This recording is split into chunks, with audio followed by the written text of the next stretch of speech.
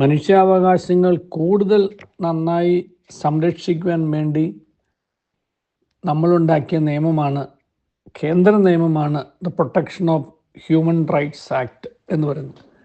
1993 ആ നിയമം നടപ്പാക്കിയത്, രൂപമെടുത്തതും നടപ്പാക്കിയത്. 94 നടപ്പാക്കുന്നത്, ജനുവരി 8. പക്ഷെ നിയമം ഉണ്ടാക്കുന്നത് 1993. ഹ്യൂമൻ റൈറ്റ്സിൻ്റെ ഡെഫിനിഷനെ കുറിച്ച് ചിന്തിക്കാൻ വേണ്ടിയിട്ടാണ് ഞാൻ അത് ആലോചിക്കാൻ കാരണം. അതിന് ഡെഫിനിഷൻ പറയുന്നത്, human rights means rights relating to life, liberty, equality and dignity of an individual, guaranteed by the Constitution or embodied in the international covenants and enforced by the courts in India എന്നുള്ളതാണ്.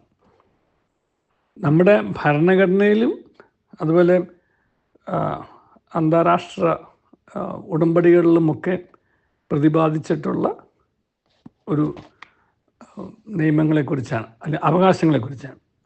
അപ്പോൾ ഒരു വ്യക്തിയെ സംബന്ധിച്ചിടത്തോളം ആ വ്യക്തിയുടെ ജീവൻ, സ്വാതന്ത്ര്യം, സമത്വം, അന്തസ്, ഈ അന്തസ്സിൻ്റെ ഭാഗത്താണ് നമ്മൾ ഇന്നലെ ചിന്തിച്ച ഈ റാഗിങ്ങിൻ്റെ പ്രശ്നം വരുന്നത്. ഈ റാഗിങ് പണ്ട് മുതലേ ഉണ്ടായിരുന്നു. അതിന് ഈ പേരൊന്നും കൊടുത്തിരുന്നില്ല എന്ന് മാത്രമേ ഉള്ളൂ. ഈ പേര് കൊടുത്തത് ഈ പ്രിവെൻഷൻ ഓഫ് റാഗിങ് ആക്ട് വന്നതിന് ശേഷമാണ്. അതിൻ്റെ ഡെഫിനിഷനോട് കൂടി ഒരു വ്യക്തിയെ മാനസികമോ ശാരീരികമോ വൈകാരികവുമായി പീഡിപ്പിക്കുന്ന ഏത് ക്രമരഹിതമായ പ്രവൃത്തിയെയും റാഗിങ് എന്ന് വിശേഷിപ്പിച്ചു. റാഗിങ്ങിൻ്റെ ഒരു പോസിറ്റീവ് ഉദ്ദേശം ഇതായിരുന്നു: സമൂഹത്തിൽ നിന്നും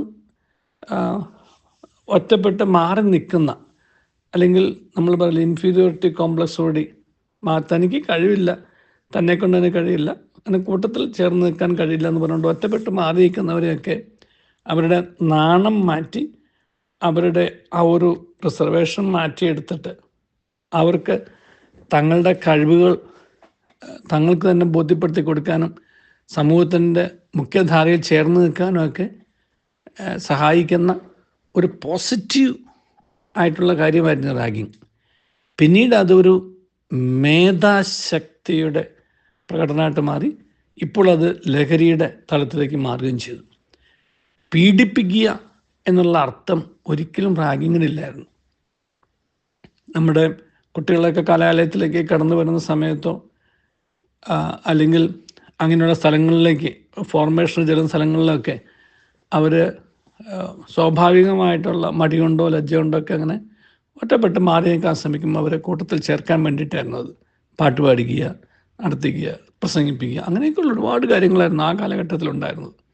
പിന്നീടാണ് അത് കുറച്ചൊക്കെ വലിയ പീഡനമുറകളിലേക്കൊക്കെ മാറിയതും ഇപ്പോൾ അത് ഒരുമാതിരി മനുഷ്യത്വരഹിതമായ തലത്തിലേക്ക് മാറിയത്. ഇതിൻ്റെ വേറൊരു വാക്കിൻ്റെ കൂടി നമ്മൾ നാട്ടിൽ ബുള്ളിയിങ് ആണ്. റാഗിങ്ങിൻ്റെ അർത്ഥം സമൂഹത്തിലേക്ക് ഉദ്ദേശം സമൂഹത്തിലേക്ക് ചേർക്കുക എന്നാണ്.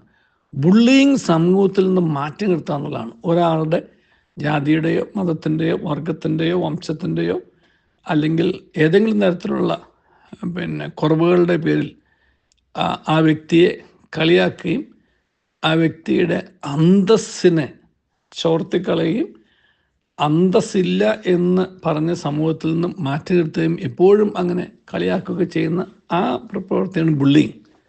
നമ്മുടെ കലാലയങ്ങളിൽ ഈ ബുള്ളിങ് വളരെ ഗൗരവമായ അല്ലെങ്കിൽ കാര്യമായ രീതിയിൽ നടക്കുന്നുണ്ടെന്നും അതിനെ ഗൗരവമായിട്ട് ആരും കാണുന്നില്ല എന്നുള്ളതാണ് ഒരു പരമമായ സത്യം.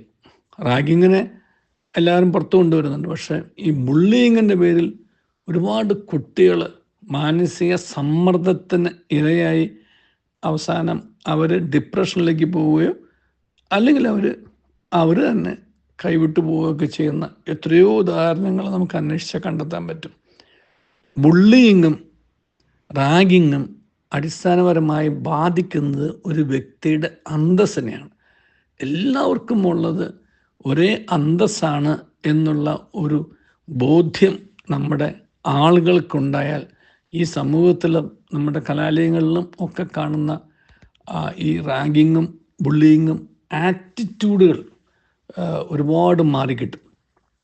സമൂഹത്തിൽ ഈ അന്തസ്സും തുല്യതയും സ്വാതന്ത്ര്യവും ഇതെല്ലാം ഒരു നീതിബോധത്തിൻ്റെ ഭാഗമാണ് എന്നുള്ളതും കൂടെ കൂടി മനസ്സിലാക്കാൻ സാധിച്ചാലേ ഇതിന് പൂർണ്ണമായ വിരാമം ഉണ്ടാവുകയുള്ളൂ, മാറ്റം ഉണ്ടാവുകയുള്ളൂ. നീതിബോധം എന്ന് പറയുന്നതിൻ്റെ വലിയ മാനദണ്ഡം തന്നെ അവരുടെ അന്തസ്സിനെ മാനിക്കാനുള്ള ഒരു വ്യക്തിയുടെ കഴിവാണ്. ആ കഴിവില്ലാത്തവൻ നീതിബോധമുള്ളവനല്ല. അതുകൊണ്ട് നീതിബോധം നമുക്ക് എല്ലാവർക്കും ഉണ്ടായാൽ ഒരുപാട് മാറ്റങ്ങൾ നമ്മുടെ സമൂഹത്തിൽ വരുത്താൻ കഴിയും. ആ നീതിബോധമുള്ളവനാണ് യഥാർത്ഥ ദൈവഭക്തനും എന്നുള്ള നമ്മൾ മറക്കരുത്. അല്ലാത്തതെല്ലാം കപട ആത്മീയതയാണ്. ദൈവം നമ്മെ അനുഗ്രഹിക്കട്ടെ. യഥാർത്ഥ ആത്മീയതയിലേക്ക് വളരുവാനും നീതിബോധത്തോടെ ജീവിക്കുവാനും സമൂഹത്തിൻ്റെ മുതൽക്കൂട്ടുകളായിട്ട് മാറുവാനും നല്ലൊരു ദിവസം എല്ലാവർക്കും നേരുന്നു.